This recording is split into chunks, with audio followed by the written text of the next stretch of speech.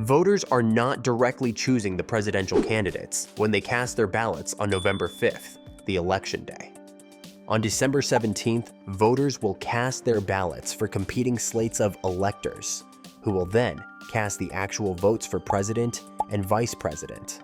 The term Electoral College refers to the electors from each of the 50 states, as well as the District of Columbia.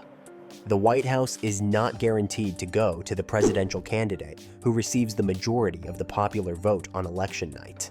A contender needs to receive a majority of the Electoral College votes in order to win the presidency. Let's witness how the Electoral College works. All 50 states and the District of Columbia are represented by the 538 electors that make up the Electoral College. There are 3 to 54 electoral votes in each state. The sum of a state's total number of U.S. senators and representatives determines the number of electors from that state. To win, a candidate must receive at least 270 electoral votes, or a majority. The Electoral College is the framework that we use in the United States to determine who our next president is, and it only determines the president. All of the other races down the ballot are decided by the candidate who gets the majority of the votes. According to the National Archives, this voting process was created as a compromise to how the country would elect a president back when the Founding Fathers were creating the Constitution. Political science professor Sam Nelson says there's been debate over whether the Electoral College should still be in place, as the deciding factors when all the races are determined by popular vote. So the Electoral College is really a relic of the Constitution as it was originally written. It's something that we can only change with constitutional amendment or potentially through some legislation that's percolated in the states, but most likely constitutional amendment. There are 538 electors, meaning a presidential candidate has to get more than half of the electoral votes to win, and that's where the number 270 comes in.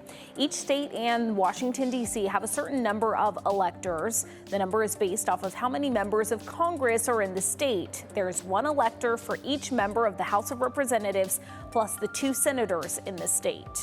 What it does for our elections, though, is it really focuses on just a few key swing states. There's 7 states that are going to decide this election, and the other 43 in the District of Columbia really don't matter. Ohio has 17 electoral votes and Michigan has 15. The latter is one of those 7 states that will end up deciding who our next president is.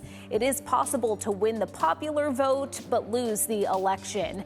This happened most recently in 2016 when Donald Trump beat then challenger Hillary Clinton. It also happened in the 2000 election and back in the 1800s. The candidate who receives a plurality of the state's popular vote receives all of the electoral votes in 48 states and the District of Columbia. This system is referred to as the winner-take-all.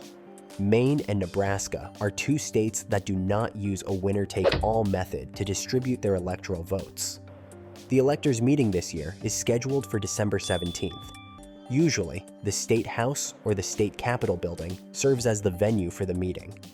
On January 6th, a joint session of Congress counts and certifies the results of the Electoral College. To win the presidency, either former U.S. President Donald Trump or current Vice President Kamala Harris must receive at least 270 electoral votes. The winner must receive a majority of the 538 Electoral College votes, which are distributed among the District of Columbia and the 50 U.S. states.